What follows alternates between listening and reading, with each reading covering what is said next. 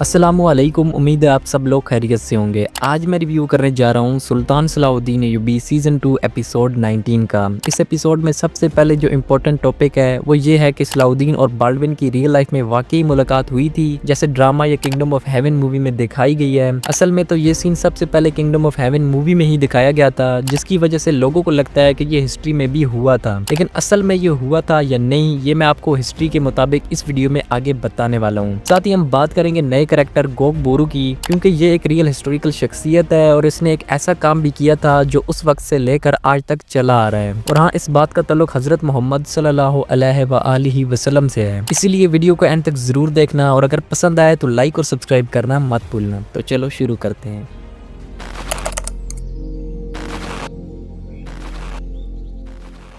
अच्छा, तो सबसे पहले बात करते हैं बाल्डविन और सलाहुद्दीन की। क्या रियल लाइफ में दोनों फेस टू फेस मिले थे या नहीं? किंगडम ऑफ हेवन मूवी ने जो लेजेंडरी सीन दिखाया जिसमें बाल्डविन और सलाहुद्दीन आमने सामने आते हैं, लोगों को लगता है कि शायद असल में भी ऐसी मीटिंग्स होती रहती थी, लेकिन हिस्ट्री के हिसाब से ये बिल्कुल गलत है। हाँ, ये जरूर कह सकते हैं कि मैसेंजर्स के जरिए कम्युनिकेशन होती रहती थी। उस वक्त बड़े लीडर्स डायरेक्ट नहीं मिलते थे, एक दूसरे को खत भेजते थे या पैगाम। फेस टू फेस मुलाकात बहुत रेयर होती थी, लेकिन अगर ड्रामा या मूवी में फेस टू फेस मीटिंग दिखाते हैं तो इसमें कोई मसला नहीं, क्योंकि ऐसे फिक्शनल सीन सीरीज को इंटरेस्टिंग बनाते हैं और एंटरटेनमेंट में इतना फिक्शनल चल जाता है। हिस्ट्री में बाल्डविन और सलाहुद्दीन की कोई पीसफुल या फ्रेंडली फेस टू फेस मुलाकात रिकॉर्डेड नहीं है। अब जब ड्रामा में ये सीन दिखाया गया कि बाल्डविन और सलाहुद्दीन मिलने वाले हैं, तो मेरे दिमाग में सीधा किंगडम ऑफ हेवन का सीन आ गया, लेकिन वो सीन आज से 19 साल के बाद भी फुल सिनेमा है और अभी तक पूरी सलाहुद्दीन सीरीज में वैसा इंटेंस सीन मैंने नहीं देखा। और मैं ऑनेस्टली क्यूरियस था कि ड्रामा में ये मीटअप कैसा होगा, और अगर सच बोलूं कुछ खास नहीं था। इसकी एक इम्पोर्टेंट वजह यह है कि ड्रामा में बाल्डविन 4 अभी बच्चा है, जो बिल्कुल सही है हिस्ट्री वाइज, लेकिन ये चीज मीटअप के इम्पैक्ट को डिस्ट्रॉय भी कर देती है, क्योंकि बच्चा बाल्डविन खुद सोच समझकर बातें नहीं कर सकता। पूरा कैरेक्टर एक तरह का मारिया का पपेट बन जाता है। फैंस को ये चीज बिल्कुल पसंद नहीं आई। मैंने अपनी एडिट्स के कमेंट्स में देखा कि लोग अभी भी किंगडम ऑफ हेवन वाले बाल्डविन को ज्यादा पसंद करते हैं, क्योंकि वहाँ बाल्डविन एक वाइज काम स्ट्रॉन्ग किंग था। ड्रामा में अगर बाल्डविन को बच्चा दिखाना था तो ठीक था, लेकिन उसे मारिया का पपेट बनाना अननेसेसरी था। हिस्ट्री में रायमंड 3 बाल्डविन का रेजेंट रहा 2 साल तक, लेकिन ड्रामा में वो गायब है। अगर मारिया सीन्स की जगह रेमंड को दिखाते या विलियम को बाल्डविन के साथ दिखाते तो बाल्डविन एक वाइज किंग बनकर सामने आता। वो डिसीजंस खुद लेता, विलियम उसे मशवरे देता और दोनों का एक स्ट्रॉन्ग बॉन्ड बनता। ड्रामा में जब सलाहुद्दीन जाते वक्त बाल्डविन को कहते हैं दूसरों की बात जरूर सुनो, लेकिन फैसले खुद करो। अगर ये लाइन विलियम या रेमंड बाल्डविन को दे रहे होते तो बाल्डविन एक वाइज किंग की तरह ग्रो करता। अब जब उसके आसपास भी गद्दार हैं, उसे नॉलेज देने वाला कोई है ही नहीं, तो वो क्या बेस्ट किंग बनेगा। और एक अजीब चीज, बाल्डविन को अपनी सगी बहन सबेला पर भी यकीन नहीं, लेकिन मारिया और लॉर्ड गाय पर पूरा भरोसा है। ये देखकर सीरियसली लगता है कि ड्रामा वाले बाल्डविन ने जिंदगी में सिर्फ मारिया एकेडमी से तालीम हासिल की है। हिस्ट्री में बाल्डविन 4 एक वाइज किंग और सलाहुद्दीन का सबसे बड़ा राइवल था। उसका सलाहुद्दीन की स्टोरी में बहुत बड़ा रोल था, लेकिन ड्रामा में उसे बिल्कुल इग्नोर कर दिया गया, जैसे एक साइड कैरेक्टर हो। फैंस की एक्सपेक्टेशन स्काई हाई थी कि बाल्डविन की एंट्री सीरीज को आसमानों पे उठा देगी, लेकिन यार ये तुर्की का ड्रामा है, अब तो जाग जाओ।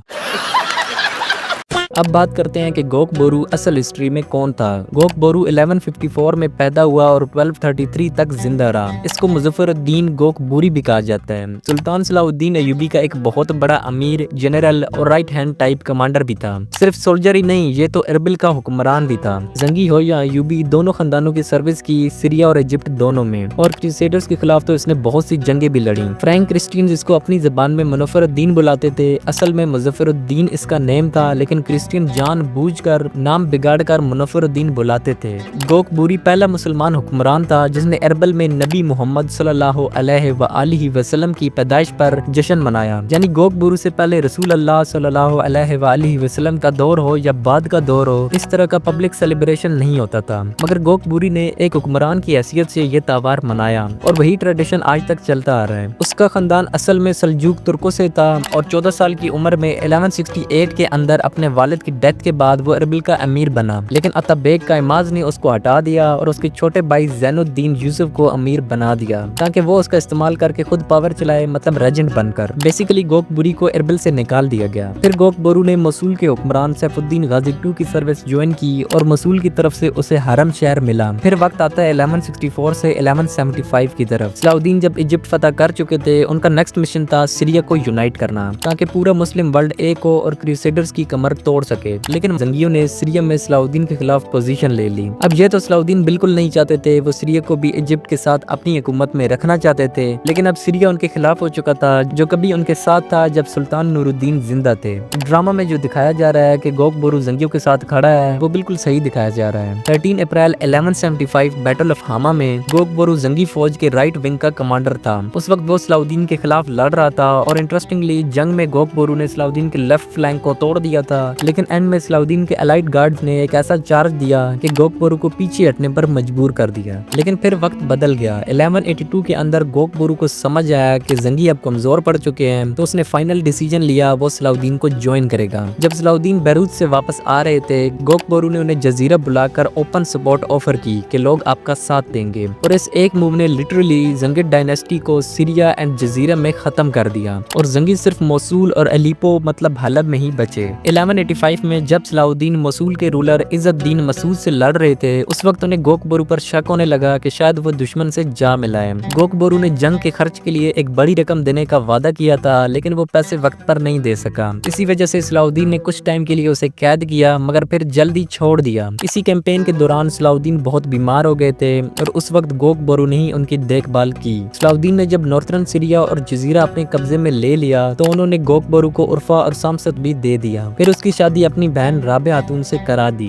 अब वही राबे खातून जो सीजन 1 में भी दिखाई गई थी, मगर सीजन 2 में राबिया और कई और हिस्टोरिकल कैरेक्टर्स को रिमूव कर दिया गया। गोकबोरू को सलाउद्दीन का बहुत भरोसेमंद और बहादुर कमांडर माना जाता था। सलाउद्दीन के सेक्रेटरी इमादुद्दीन अस्फहानी ने उसके बारे में लिखा, बहुत दलेर, मजबूत इरादे वाला, शिकारी शेर जैसा सबसे ज्यादा भरोसेमंद सरदार। और एक और इम्पोर्टेंट बात, गोकबोरू ने बैटल ऑफ हतीन में भी सलाउद्दीन के साथ जंग लड़ी जिसमें सलाउद्दीन को फतह मिली थी, और जिस जंग के कुछ अरसे बाद ही जेरूसलम फतह भी हो गया था। अब बात करते हैं ड्रामा के गोकबोरू की। तो करेक्टर को पहले सलाउद्दीन ऐयूबी के खिलाफ दिखाया जा रहा है, और ऑनेस्टली ड्रामा वालों ने यहाँ बिल्कुल सही दिखाया, क्योंकि अक्सर करेक्टर्स जो रियल लाइफ में अच्छे थे और सलाउद्दीन के साथ थे, ड्रामा में उन्हें शुरू की एपिसोड्स में गद्दार दिखाया गया, जिससे हमेशा यही डर रहता है कि जैसे दोस्त को गद्दार बना देते हैं वैसे दुश्मन को दोस्त न बना दें। मगर शुक्र है गोकबोरू अभी तक सलाउद्दीन के मुखालिफ ही दिखाया जा रहा है, जो ड्रामा को एक हिस्टोरिकल वाइब देता है। और जैसे ही गोकबोरू को पता चलेगा कि सलाउद्दीन सही रास्ते पे हैं, तो वो भी इंशाल्लाह जल्द सीरीज में उनका कमांडर बन जाएगा, बिल्कुल हिस्ट्री की तरह। और अगर बात करें गोकबोरू के कैरेक्टर और एक्टर पर, गोकबोरू ड्रामा का कोई मैसिव लीड तो नहीं है, लेकिन फिर भी गोकबोरू ने मेरे दिल में अपनी जगह बना ली, खासकर उसकी ईमानदारी, उसका पॉजिटिव एटीट्यूड और उसका ओवरऑल वाइब। एक्टर तो सच में कमाल है, उसका एक्सप्रेशंस, चलने का स्टाइल, बॉडी लैंग्वेज सब मिलकर एक bad as powerful presence create करते हैं। चाहे गोकबोरू अभी सलाउद्दीन का ओपोनेंट है, लेकिन फिर भी उसकी सिंसियरिटी क्लियरली फील होती है। हाँ, वो गुमुश्तकिन की साइड पर है, जो हम सब जानते हैं गलत साइड है, लेकिन गोकबोरू के नजदीक वो साइड सही है, इसीलिए वो पूरी ईमानदारी और लॉयलिटी से उसका साथ दे रहा है। और सोचो, जो बंदा गलत साइड पर होते हुए भी इतना सिंसियर है, लेकिन जब वो सलाउद्दीन का कमांडर बनेगा तो उसकी लॉयलिटी और स्ट्रेंथ कितनी पावरफुल होगी, बिल्कुल हिस्ट्री की तरह, जहाँ उसने आखिर तक सलाउद्दीन का साथ दिया। अच्छा,